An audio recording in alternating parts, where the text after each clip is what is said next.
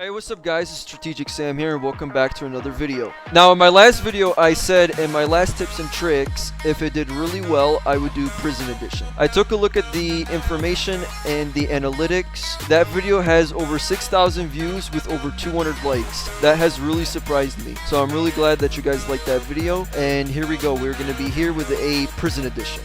So if you guys do enjoy this, be sure to leave a like and let me know if this was beneficial to you by any possible means. But without further ado, let's get started. So one thing I want to mention and that I forgot to cover in my last video is Glock headshots and body shots are going to be completely different. So there is actually a headshot multiplier for this game, and I'm going to demonstrate it here. Normal Normality does not have a vest, and Verly does have a vest. So I'm going to show you guys the differences with the headshots. So one headshot there and one headshot there. You can tell about the health difference because of the vest. And it takes 5 Glock headshots to kill someone without a vest, and it takes 7 to kill someone that has a vest. So if I shoot 1, 2, 3, 4, plus that 5th one is going to be 5.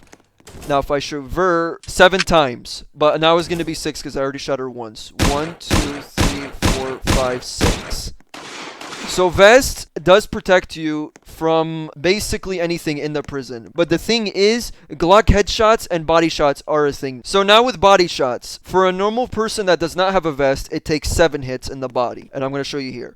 1, 2, 3, 4, 5, 6, 7. So that's 7. Now for a vest, it's going to take way more than 7. Watch here. 1, 2, 3, 4, 5, 6, 7, 8. That was the whole mag, and Verly is still alive because it was all body shots. So now let's see how much it takes to kill her.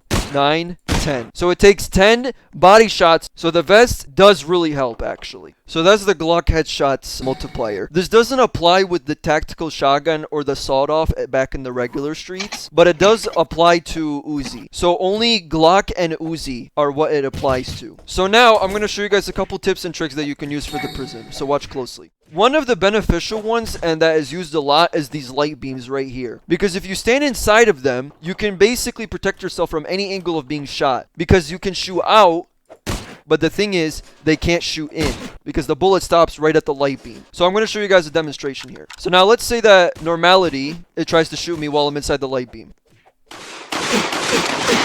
The light beam protects me entirely while I'm inside of it. But while I'm inside and I try to shoot out, I can still shoot Normality. So that's the light beam trick. Another thing I can mention to you guys is that you can actually use the Glock to have a Glock glitch, and you can boost yourself on top of a building, whether it's tall, short, or whatever. I'm going to show you here. So if you try to get on top of this building here, which is the spawn room for the normal players, you can use the air vent or you can use the propane tanks. So this is how it works. You crouch, take your Glock out, right when you reach the part that you want to Glock glitch, and then once you pull it out, jump and then unequip. It should look something like this if you do it right.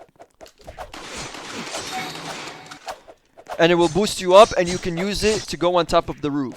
So that's how to do it for this room. Let me show you for this building over here. This one is pretty easy to get on top of. Mainly the reason being is because it's small. Let me show you how to use it. So basically, you do the same thing. But the thing is, the side you want to use is either the back, this back corner, or this back corner. So this is how it works. It's basically the same process, just like this.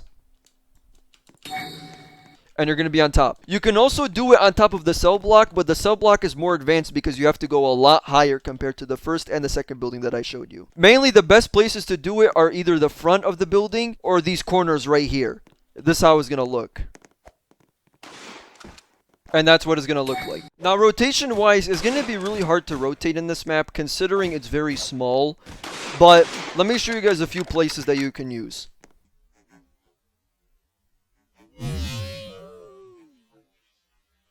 This corner is pretty good for reloading. You can use these little wood planks over here to reload as well. Or you can hide behind the propane tank and the AC and you can use that to reload as well. And for some decent cover as well from people that are shooting you from this side.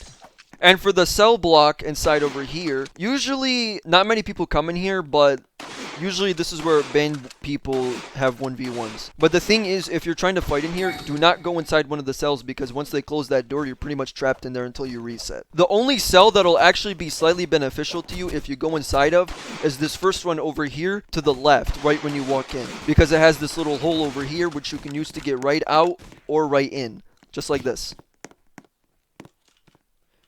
Also, if you guys want a little bit of an AFK spot that'll pretty much keep you safe for the entire time that you're here, and pretty much nobody will find you unless they have exploits, of course. Special thanks to Doc for discovering this method. You can basically go in here, and right before you walk in entirely, you can go all the way in here, and you can go as far as you'd like, whether it's like in the middle, slightly, or all the way to the end, because this goes pretty far. Or you can be like right here, and it's going to be like the simpler spot. It just depends on how you would like it. And all the way back in the cell block is going to be this little shower room over here. You can use this spot pretty good for reloads and whatnot. So if people chase you, this is like a really good spot to do some decent reloads. But yeah, guys, that's pretty much most of the things that I can cover for this tips and tricks video for the prison. The prison map is very small, and it's like not really that advanced compared to the regular streets, because only the things that you can use here are your game passes and the default weapons.